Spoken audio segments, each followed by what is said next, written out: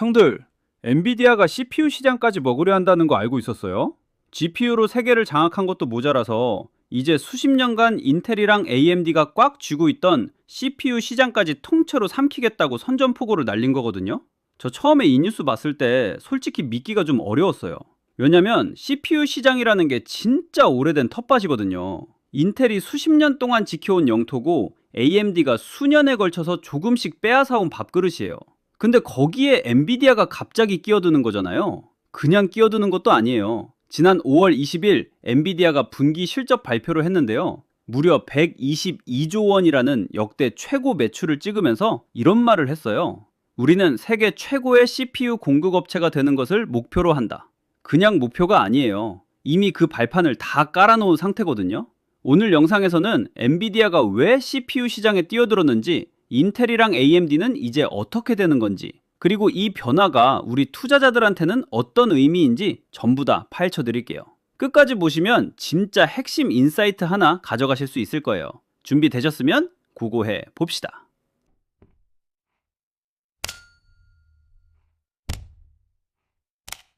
자, 일단 기본 개념부터 잡고 갈게요. 어렵게 생각하지 않아도 돼요. 컴퓨터에는 두 개의 핵심 칩이 있어요. CPU랑 GPU예요. CPU는 컴퓨터의 뇌 같은 거예요. 복잡한 판단을 빠르게 하나씩 처리하는 역할이에요. 엑셀 계산하고 파일 열고 닫고 프로그램 실행하는 것들 전부 CPU가 해요. 수십 년 동안 이 자리는 인텔과 AMD가 양분해 왔어요.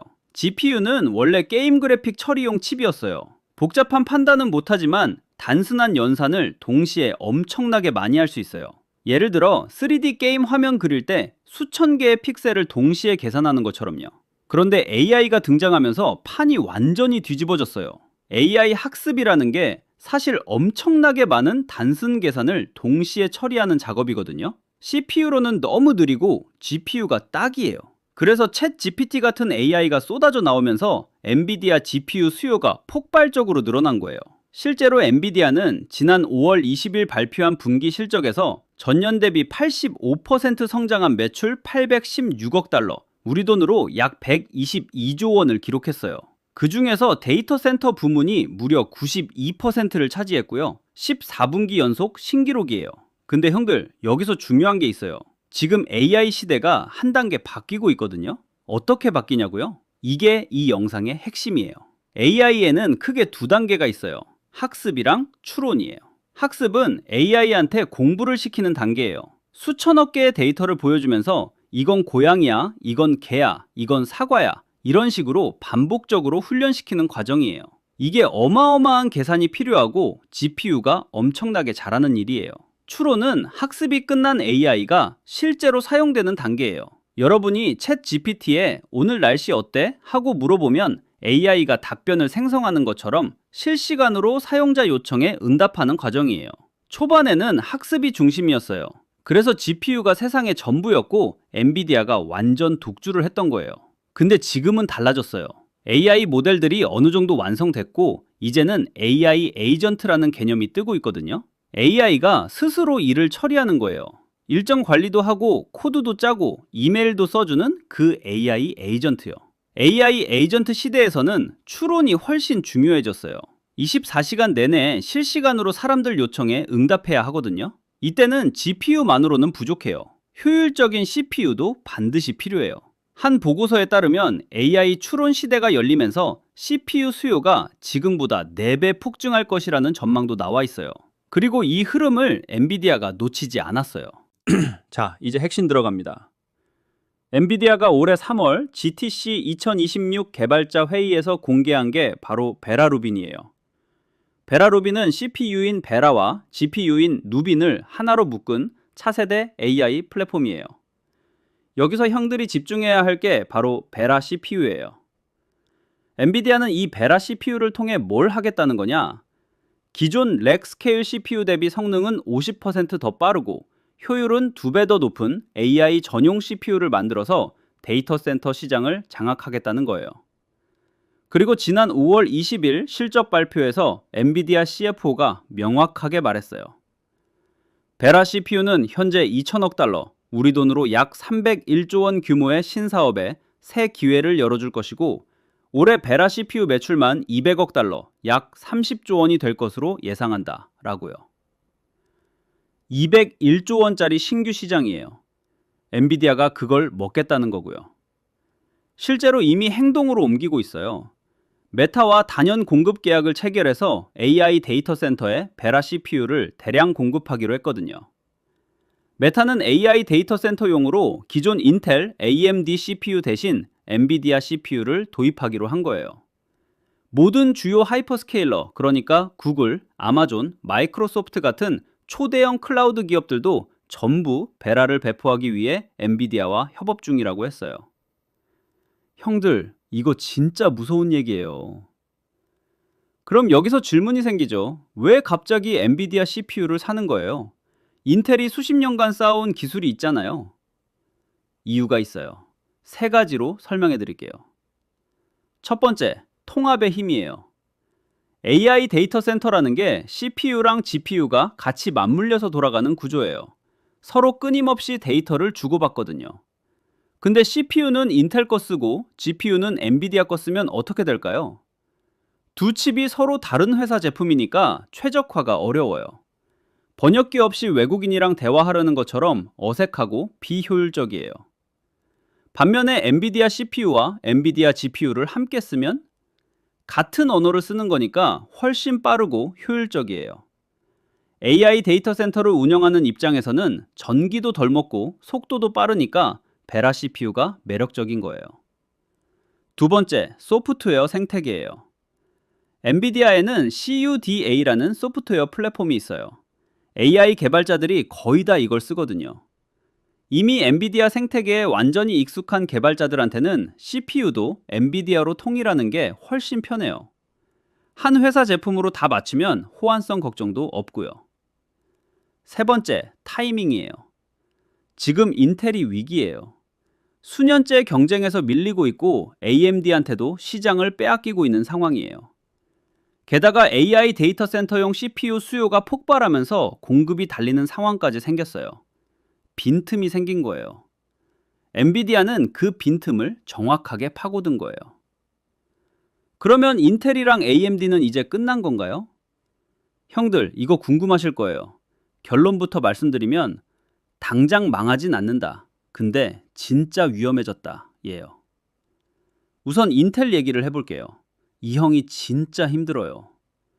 수년 전만 해도 CPU 시장에서 70% 넘게 점유율을 가져가던 절대 강자였는데 AMD한테 시장을 야금야금 빼앗기더니 이제 엔비디아까지 나타난 거예요. 2026년 들어서 소비자용 CPU 가격도 인상했는데 이게 인기가 없어서가 아니에요. AI 데이터 센터용 CPU 생산하느라 소비자용 CPU 만들 공장 여유가 없어진 거거든요. AMD는 어떠냐고요? AMD도 상황이 복잡해요. 사실 AMD는 최근 몇 년 동안 인텔 시장을 엄청나게 뺏어왔어요. 서버용 CPU인 에피크 프로세서가 인텔 엑시온을 이기기 시작하면서 데이터 센터 시장 점유율이 30% 가까이 올라갔거든요. GPU 쪽에서도 MI400 시리즈로 엔비디아를 추격하고 있고요. 근데 엔비디아가 CPU까지 들어오면 AMD도 양쪽에서 싸워야 해요. GPU 쪽에선 엔비디아랑 싸우고 CPU 쪽에선 엔비디아랑 인텔 둘 다랑 싸우는 거예요. 제일 무서운 건 엔비디아가 그냥 CPU를 파는 게 아니라는 점이에요. GPU 플러스 CPU 플러스 소프트웨어 플러스 네트워킹까지 전부 묶어서 패키지로 파는 거거든요. 저희 플랫폼 하나면 AI 데이터 센터 다 해결돼요 라는 전략이에요. 인텔이나 AMD가 우리 CPU 사세요 라고 하는 것보다 훨씬 강력한 제안이에요. 형들, 비유를 들어볼게요. 예전에 mp3 플레이어 시장이 엄청 컸잖아요. 아이리버 같은 회사들이 잘 나가던 시절이요. 근데 애플이 아이폰 내놓으면서 어떻게 됐어요? mp3 플레이어 회사들이 순식간에 다 사라졌잖아요. 기능이 나쁜 게 아니었는데도요. 그냥 더 완성된 패키지가 나왔으니까요. 엔비디아의 CPU 진출이 딱 그 느낌이에요. 자, 그러면 이게 우리 투자자 입장에서는 어떻게 봐야 할까요? 먼저 숫자부터 제대로 뜯어볼게요. 이 숫자들이 진짜 핵심이거든요. 지난 5월 20일 발표된 엔비디아 2027 회계연도 1분기, 그러니까 2026년 2월에서 4월 실적이에요.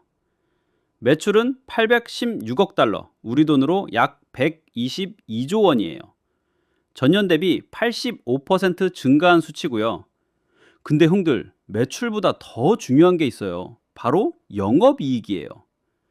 엔비디아 이번 분기 영업이익이 535억 달러예요. 우리 돈으로 약 80조 원이에요. 전년 동기 대비 3배 이상 불어난 거예요. 3배요. 생각해보세요. 작년에 비해 이익이 3배가 됐다는 거예요. 매출 총이익률은 74.9%예요. 형들, 이 숫자가 얼마나 미친 건지 설명해 드릴게요. 우리가 물건을 팔면 재료비, 제조비 등 원가가 드잖아요. 근데 엔비디아는 100원짜리 물건을 팔면 원가를 빼고 74.9원이 남는 거예요. 거의 75%가 남는 사업 구조예요. 삼성전자가 메모리 잘 팔 때 이익률이 40%대인 거 생각하면 얼마나 비교가 안 되는지 아시겠죠?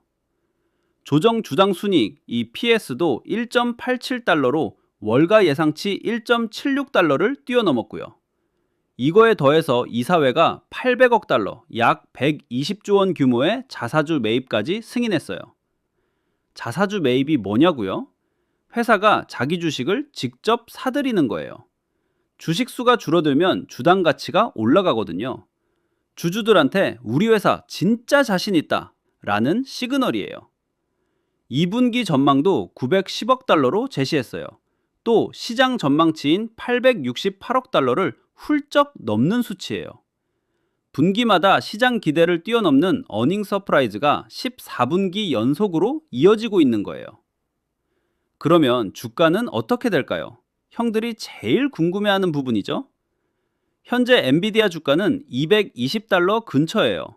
52주 저가가 129달러였는데 거기서 이미 70% 넘게 오른 상태예요. 그런데 월가는 여전히 더 간다고 보고 있어요. 엔비디아를 추적하는 월가 애널리스트 37명의 평균 목표 주가가 272달러예요. 지금 주가 대비 약 23% 추가 상승 여력이 있다는 거예요. 낙관적인 쪽은 훨씬 더 높아요. 웰스파고, 벤치마크, 로젠블렛 3개 기관의 평균 목표 주가는 297달러로 현재가 대비 35% 이상 업사이드를 제시하고 있고요. 가장 강세를 주장하는 티그레스 파이낸셜은 360달러까지 열려 있다고 봤어요. 지금 주가 기준으로 60% 이상 더 오를 수 있다는 거예요. 월가 컨센서스 등급은 강력 매수, 스트롱 바이예요. 37명 중 압도적 다수가 매수 의견이에요. 여기서 형들이 흥미롭게 봐야 할 게 하나 있어요. 지금 엔비디아의 예상 PER, 그러니까 주가 수익 비율이 28배예요. 엔비디아 5년 평균이 54배였거든요. 지금 역사적 평균보다 훨씬 낮게 거래되고 있는 거예요. 성장 속도는 그 어느 때보다 빠른데 밸류에이션은 오히려 역사적 평균보다 저렴한 상태인 거예요. 한마디로 말하면 이래요. 실적은 역대 최고인데 주가는 과거 기준으로 보면 싸다. 왜 이런 현상이 생겼냐고요?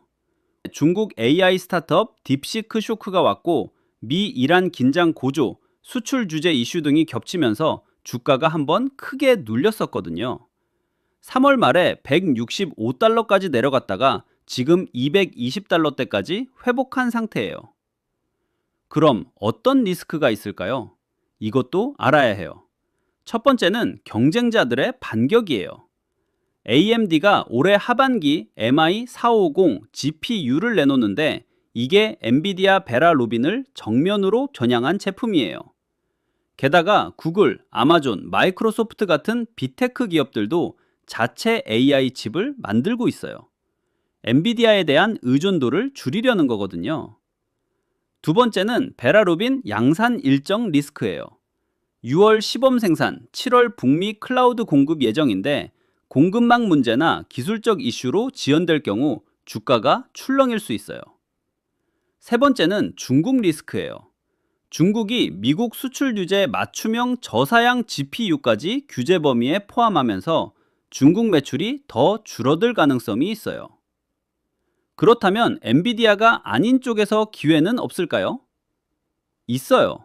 그리고 이게 오늘 영상의 핵심 인사이트예요. 엔비디아가 CPU까지 삼키는 이 구조 변화에서 형들이 주목해야 할 큰 그림이 하나 있어요. 엔비디아는 칩을 파는 게 아니에요. AI 팩토리를 파는 거예요. GPU, CPU, 네트워크, 소프트웨어 전부 통합한 패키지예요. 이 패키지를 더 잘 돌리려면 엄청난 전력이 필요하고 엄청난 메모리가 필요하고 엄청난 냉각 시스템이 필요해요. 여기서 형들이 눈여겨봐야 할 첫 번째가 HBM 메모리예요. 베라 루빈 플랫폼에는 6세대 HBM인 HBM4가 탑재돼요. 그리고 앞서 말씀드렸듯이 이 HBM4는 삼성전자와 SK 하이닉스가 독점 공급할 가능성이 높아요. 미국 마이크론은 이번 세대 공급망에서 사실상 빠질 것이라는 분석이 지배적이거든요. 엔비디아 베라 루빈이 더 많이 팔릴수록 SK 하이닉스랑 삼성전자 HBM 주문도 늘어나는 구조예요. 이게 바로 엔비디아 성장에 직접적인 수혜를 받는 한국 기업 스토리예요. 실제로 삼성전자는 HBM4 수율을 2025년 4분기 50%에서 2026년 5월 현재 60% 가까이 끌어올렸어요. 6월부터 엔비디아 베라 루빈향 HBM4 양산 공급을 시작할 예정이에요. SK 하이닉스는 이미 엔비디아와의 협력을 공동 설계 수준으로 격상하고 있고요. 두 번째로 볼 것은 전력과 인프라예요. AI 데이터 센터가 늘어날수록 전력 수요가 폭발해요. 엔비디아 베라 루빈 하나 돌리는데 전기가 어마어마하게 들거든요. 실제로 전 세계 데이터 센터 전력 소비량이 폭발적으로 늘어나고 있어요. 이 흐름을 이해하면 전력 인프라, 냉각 장비, 전력 반도체 관련 기업들도 눈에 들어오기 시작해요. 정리해 볼게요. 엔비디아는 지금 GPU 회사에서 AI 인프라 플랫폼 회사로 진화하고 있어요. CPU까지 집어삼키는 건 그 과정에서 나온 자연스러운 흐름이에요. 인텔과 AMD 입장에서는 진짜 위기예요. GPU에서는 이미 밀렸고 CPU라는 마지막 텃밭마저 흔들리고 있으니까요. 근데 형들, 투자에서는 항상 이 질문을 해야 해요. 이 변화에서 누가 제일 안정적으로 돈을 버는가? AI 패권 전쟁이 어떻게 굴러가든 그 안에 들어가는 HBM 메모리는 반드시 필요해요. 그리고 그걸 만드는 건 지금 전 세계에서 한국 두 회사뿐이에요.